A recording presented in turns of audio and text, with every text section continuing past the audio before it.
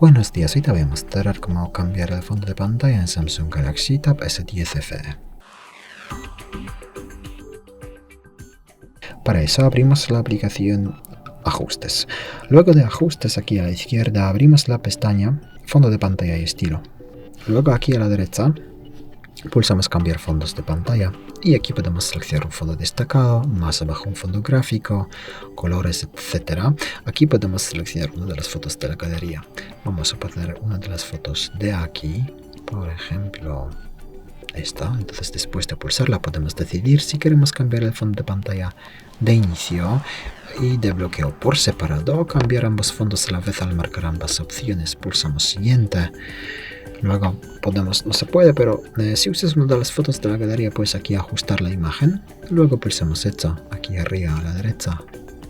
Y ya está, el fondo de pantalla de inicio y de bloqueo ya están cambiados. Muchas gracias por ver el vídeo, te invito a comentar abajo, suscribirte al canal. Hasta luego.